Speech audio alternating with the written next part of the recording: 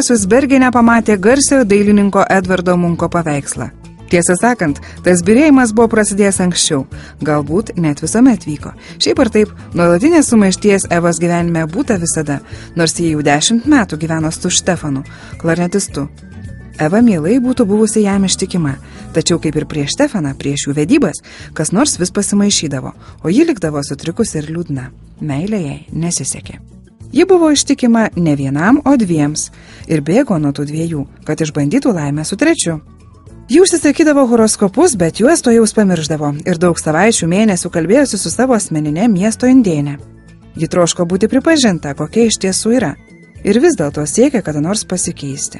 Ji prašė savo draugės Noros paburti jai kortomis, ir Nora, su kuria susipažino, kai abi buvo dar jaunos, ir Norai ant nugaros gulėjo ilga kaštoninė kasa, jau tada pasakė: "Mano miela, tu taip norėtum būti ištikima, aš matau." Tai buvo ištrauka iš Tanjos Langer knygos Trumpa istorija apie moterį, kuri negalėjo būti ištikima, kurią pernai išleido leidykla Vaga. Tai šiuolaikinis romanas apie 40-mečius, kurie nori gyventi šią dieną, nepaleisdami savo svajonės iš rankų. Knyga įdomi tuo, kad asmeninė romano veikėjų patirtis vaizduojama per aliuzijas į kultūros, dailės, muzikos kontekstus. Mūsų amžininkė vieno Berlyno antikvariato ekspertė Eva turi vyrą Štefaną ir gražų pulkelį vaikų, bet negali būti ištikima, nors ir norėtų, nes Štefanas Bergene, į kurį nukanka pirkti dailininko Munko paveikslo, jai ima vaidentis miręs jo autorius, taip pat skaudžiai nudegęs meilės fronte.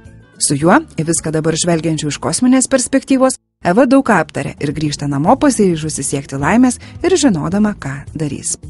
Tanja Langer, 1962 metais gimusi knygos autorė, studijavo filosofiją, lyginamąją literatūrą ir politinius mokslus Paryžiuje, Miunchene, Berlyne.